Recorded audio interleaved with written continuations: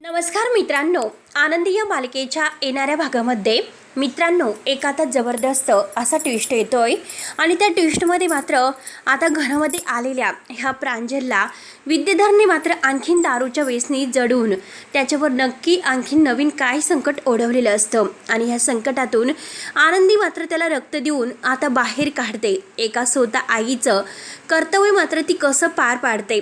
सावत्र आई असून सुद्धा रक्तगट मॅच झालेल्या ह्या प्रांजलला मात्र ती आता ह्या मरणाच्या दारातून परत आणते, ते पण रक्त देऊन. हे सगळं काही कसं शक्य होतं हे आपण आजच्या ह्या व्हिडिओमध्ये बघणार आहोत. त्यासाठी मित्रांनो व्हिडिओ आता शेवटपर्यंत नक्की बघत राहा.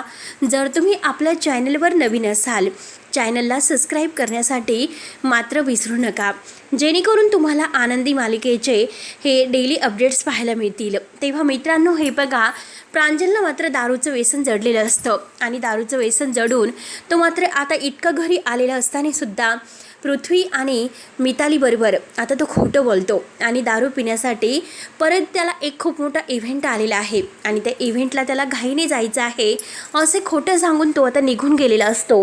परंतु तो तिकडे जास्त दारू पितो आणि दारू पिल्याने मात्र आता त्याचे लिव्हर खराब होतात आणि प्रांजल मात्र आता जीवन मरणाच्या दारामध्ये आहे. आणि हे फक्त आणि फक्त मितालीला माहिती असतं, कारण मितालीला असं वाटतं की घरामध्ये आत्तू इतकी प्रांजलची जास्त काळजी घेते, प्रेम करते. तिला जर हे सर्व सांगितलं तर मात्र काय होईल, तिला खूप टेन्शन येईल आणि बाबांना जर ही माहिती झाले तर बाबा मात्र प्रांजलला खूप रागवतील. म्हणून मात्र आता पृथ्वीपासून सगळ्यांपासून तिने हे सत्य लपून ठेवलेलं आहे. परंतु आता मात्र आनंदीला काळजी लागलेली असते. आनंदी आता मितालीला फोन करते आणि मितालीला फोन करून हे सगळं विचारते. तेव्हा आता मितालीला टेन्शनच आलेलं असतं की नक्की कुणाला सांगायचं. म्हणून आनंदी घाईने तिकडे हॉस्पिटलला आलेली असते पुण्याला, कारण इव्हेंट संपल्यानंतर आनंदी प्रांजलला भेटण्यासाठी येते युगंधरला काहीतरी कारण देऊन आणि शेवटी शिर्केच तिला घेऊन आलेले असतात. त्यानंतर मात्र आता आनंदी म्हणते की हे बघ मिताली, आता लवकरात लवकर आता डॉक्टरांनी प्रांजलला इतकं सर्व काही सांगितलेलं आहे. प्रांजलला आता म्हणजे त्याला तर बरं वाटतं, परंतु डॉक्टर म्हणतात की जर यापुढे तुम्ही दारू पिण्याचा जर प्रयत्न केला तर मात्र तुमच्या जीवावर बेतू शकतं. तुम्हाला जितक्या लवकर दारू सोडता येईल तितकी तुम्ही दारू सोडू शकतात आणि जर दारू वगैरे पिला तर उलट्या वगैरे होऊन तुमचा जीवन मरणाचा काळ जवळ आलेला असेल. एकतर तुम्हाला खूप रक्त कमी आहे आणि त्यात म्हणजे तुम्ही आता खूप अशक्त झालेले आहेत, त्यामुळे तुमची काळजी तुम्हाला स्वतःला घ्यायची आहे. आणि जर तुम्हाला आता यापुढे व्यवस्थित राहायचं असेल तर दारूपासून दूर राहावं लागेल. तेव्हा आनंदी आता प्रांजलला म्हणते की हे बघ प्रांजल, मी जरीही तुझी आई नसली तर एका आई या नात्याने मी तुला सांगते, तुला जर घरी आता यायचं असेल आणि मालक साहेबांसमोर हे सर्व कळून न देण्यासाठी आणि शिल्पाताईंसमोर तुला मात्र आता दारू सोडावी लागेल. कारण हे फक्त मिताली आणि आम्हाला दोघींनाच माहिती आहे, पृथ्वीला सुद्धा माहिती नाही. मग आता काय करायचं तुझे तू ठरव. एकतर तुला दारू जर पिला तर मात्र आता म्हणजे जगण्याचे चान्सेस खूप कमी आहेत आणि तुला काही पण आता विपरीत त्याचे दुष्परिणाम होऊ शकतात. मग तू ठरव काय करायचं आहे ते. तेव्हा प्रांजल म्हणतो की ठीक आहे, मी तुम्हाला वचन देतो, कारण मी आजपासून दारू नाही पिणार, परंतु घरच्यांना मात्र तुम्ही याबद्दल कुणाला काही सांगू नका. तेव्हा मात्र आता आनंदी म्हणते की हे बघ, मी तुला सांगते, इथून पुढे मी तुला जे सांगेल ते तुला करावं लागेल, तरच मात्र तू ह्या सगळ्यातून बाहेर निघू शकतो. आणि जर तुला आमचं ऐकायचं असेल तर मात्र तू ऐक. तेव्हा मिताली रडत असते. मिताली म्हणते की बघ ना प्रांजल, आणि तुझी अवस्था कशी झालेली आहे, मी आता 2-3 दिवसापासून तुझ्या जवळ आहे, आता हे सगळं तुझ्या टेन्शनमुळे वेडी पीसी झालेली आहे. आनंदी केवळ इथे आली आणि मला आनंदीचा आधार वाटला, नाहीतर मात्र आता हे सर्व काय होईल तुला पटतं का. तेव्हा प्रांजल म्हणतो की यापुढे ताई मी असं नाही वागणार. म्हणून मात्र आता प्रांजलने त्यांना वचन दिलेलं असतं. त्यानंतर त्या आता मात्र प्रांजलला घेऊन घरी येतात आणि घरी आल्यानंतर सगळेजण प्रांजलला सुखरूप बघून सगळ्यांना मात्र आनंद होतो. आत्या तर आता प्रांजलला घट्ट मिठी मारते. तेव्हा मितालीच्या डोळ्यात पाणी येत असतं, कारण जर आत्तूला ही सर्व माहिती झाले तर मात्र अवघड होईल आणि आत्तूकडून तो कायम पैसे घेत होता. आत्तूच्या प्रेमाचेच हे मात्र आता दुष्परिणाम झालेले आहेत आणि त्याची वाईट संगत त्या प्रांजलला लागलेली असते. त्यानंतर मात्र आता हा विद्याधर आहे. तेव्हा आता मिताली आणि आनंदी जेव्हा एकमेकींशी बोलत असतात सगळेजण आतमध्ये गेल्यानंतर मिताली आनंदीला म्हणते की आनंदी, आता हा जास्त दारू पितोय आणि दारू पिल्यामुळे त्याची लिव्हर खराब झालेली आहे. मी तुला आत्ता हे सर्व सांगते, पण यापुढे जर तो दारू पिला तर मात्र अवघड होईल. आनंदी म्हणते की हे बघ, आत्ता आपण सध्या त्याला बाहेर कुठेही जाऊन द्यायचं नाही आणि दारूच्या जवळ तर नाही तर नाही, कारण त्याची दारू सोडवण्यासाठी आपल्याला वाटेल ते प्रयत्न करावे लागतील आणि त्याला ह्या सगळ्यातून बाहेर काढावं लागेल. जर तो दारू पिला तर डॉक्टरांनी काय सांगितलं, आपल्याला काय होईल. आणि हेच मात्र आता विद्याधरने सगळं काही ऐकलेलं असतं. विद्याधरला तर शेवटी हेच हवं असतं. त्याला तर फारच आनंद होतो. तो म्हणतो की आता खरंच म्हणजे हा तर आता बाप आता एक म्हणजे दारूच्या थेंबाला कधी न शिवणारा, परंतु मुलगा तर माझ्यावर गेला की काय आणि आपल्याला तर जोडच झाला. आता बघूयात की प्रांजल कसा दारू पित नाही, कारण विद्याधरनं आता जे काही युगंधरने त्याच्या दारूच्या बॉटल फेकून दिल्या होत्या आणि या घरात दारू म्हणजे कोणी आणणारसुद्धा नाही असं मात्र युगंधरने त्याचं सांगितलेलं असतं. या घरात दारूचा थेंबसुद्धा चालणार नाही. मग आता ह्या युगंधरचे जे काही बोलणे आहे तर ते त्याच्यावरच उलटवण्यासाठी आता स्वतःचाच याचा मुलगा दारू पित आहे आणि याला जर आता आणखीन मी दारू पाजली तर मात्र आता ह्या युगंधरला नक्की तो काय करतो, त्याला माझ्यासारखी शिक्षा देतो की काय, बघूयात आता काय होतं. कारण स्वतःचा मुलगा आता दारू पितो म्हटल्यानंतर आता याची काय परिस्थिती होती आणि हेच आता याचं खच्ची करण्याचं कारण आहे. म्हणून आता विद्याधर आता प्रांजलला दारू पाजण्याचं ठरवतो. म्हणून तो मात्र आता प्रांजलच्या रूममध्ये येतो. प्रांजलला म्हणतो की काय प्रांजल, कसं वाटतं, बरं वाटतं ना. प्रांजल म्हणतो की हो काका, बरं वाटतं. आता तर लगेच विद्याधर म्हणतो की काय झालं होतं, फूड पॉयझनिंग झालं होतं का. प्रांजल आता फक्त मान डोलं होतं की हो म्हणून. परंतु आता मात्र हा जो काही विद्याधर आहे त्याने एक खेळी खेळलेली असते. त्याच्या खिशामध्ये दारूची बॉटल असते आणि दारूची बॉटल तो मुद्दाम आता तिथे आणून ठेवतो आणि आता मुद्दाम तो प्रांजलसमोर दारू पिण्याचं नाटक करत असतो, कारण त्याला तर दारू फार हवीचे असते.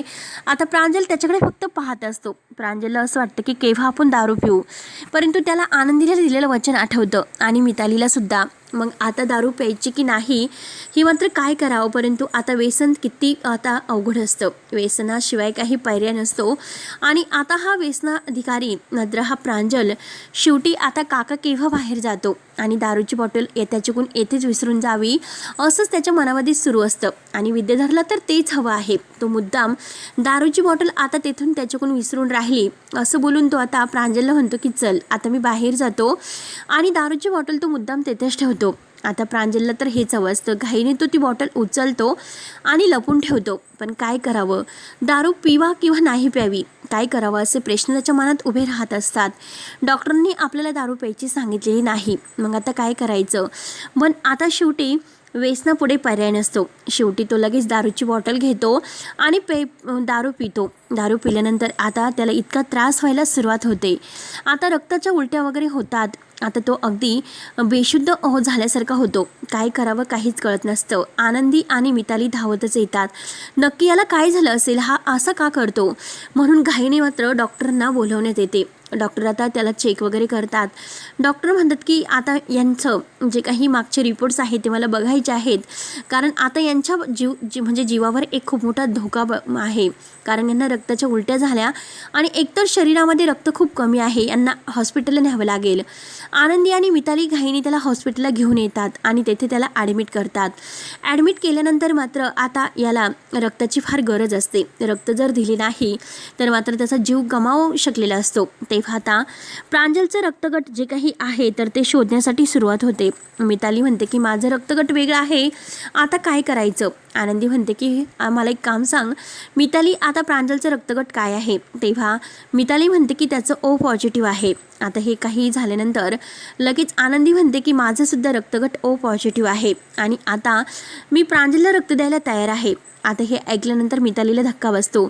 मिताली म्हणते की आनंदी तू कसं इतकं करू शकते, आता आम्ही तुझे कोणीच लागत नाही, एक साधी मोलकरीण तू आमच्या घरची आहे. तेव्हा माता मात्र आनंदीला धक्का बसतो. आनंदी म्हणते की मी तर यांना सत्य सांगण्याचा प्रयत्न केला आणि आता पृथ्वीला हे सत्य माहिती आहे बहुतेक, आता मितालीला माहिती नसेल म्हणून ती असं म्हणत असेल. तेव्हा मिताली मात्र आनंदीला घट्ट मिठी मारते आणि म्हणते की आनंदी, एक देवसुद्धा आता करू शकणार नाही, स्वतःची आईसुद्धा इतकं सर्व काही करू शकणार नाही, इतकं तू एका आईप्रमाणे आमच्यासाठी करते. आज जर तू प्रांजलला रक्त दिलं नसतं तर मात्र काय झालं असतं त्याची अवस्था. त्या प्रांजलला जीवन मरणाच्या दारातून तू बाहेर काढलंस. हे ऐकल्यानंतर आता मात्र मितालीला फार मोठा म्हणजे आनंद झालेला असतो, कारण आनंदी रक्त द्यायला तयार असते.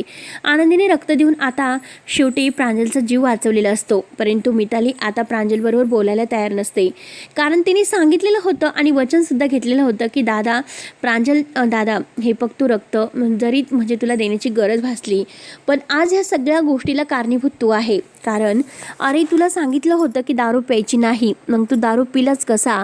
तेव्हा आता प्रांजल म्हणतो की हे फक्त ताई, माझ्याकडून चूक झाली, मी तुम्हाला प्रॉमिस दिलं होतं, परंतु विद्याधर काकाने जेव्हा दारूची बॉटल माझ्या रूममध्ये आणली तेव्हा माझा ताबा सुटला आणि शेवटी मी दारू पिलो. तेव्हा हे ऐकल्यानंतर मितालीला आता विद्याधर काकाचा फारच राग येतो. आनंदी म्हणते की त्या नराधामाने तुझ्या रूममध्ये दारू मुद्दाम आणली, कारण त्याला माहिती होतं की प्रांजल दारू पितोय, कारण त्याने काहीतरी चोरून ऐकलेलं असावं. तेव्हा मितालीला इतका राग येतो ती मात्र ह्या सगळ्याचा जाब आता विद्याधर काकाला विचारणार असते, कारण तो असं कसं करू शकतो, प्रांजलच्या जीवाशी कसा खेळू शकतो. आणि आता ती मिताली या लगेच प्रांजलला म्हणते की यापुढे जर तुला आता सुखरूप राहायचं असेल, तुझ्या जीवाची जर तुला काळजी असेल तर तू दारूपासून लांब राहा आणि ह्या काकापासून सुद्धा, कारण काका तुला दारू आणतो आणि दारू पाजतो, कारण तुझ्या मनावर ताबा नाही. आणि आज आम्ही तुला वाचवले, आनंदीने रक्त देऊन तुला वाचवलं, पण नंतर आम्ही तुला वाचवायला येणार नाहीत. शेवटी तू तुझं बघून घे, कारण आम्ही यापेक्षा जास्त काहीच करू शकत नाही. आता हे सर्व ऐकल्यानंतर आता प्रांजलचे डोळे उघडतात, कारण आनंदीने रक्त दिलेलं आहे हे त्याला समजते आणि तो आनंदीचे हात जोडून आभार मानतो. आणि आनंदी म्हणते की हे फक्त एका मुलाचा जीव वाचवणं आईचं कर्तव्य असतं. जर माझी रक्तगट आणि तुझा रक्तगट सारखा असेल तर मात्र मी तुझ्यासाठी सगळं काही करू शकते, फक्त तू दारू पिऊ नको. म्हणून आता आनंदी प्रांजलचे डोळे उघडते. तर मित्रांनो, आता पुढे नक्की काय होईल हे बघायला विसरू नका. तोपर्यंत धन्यवाद.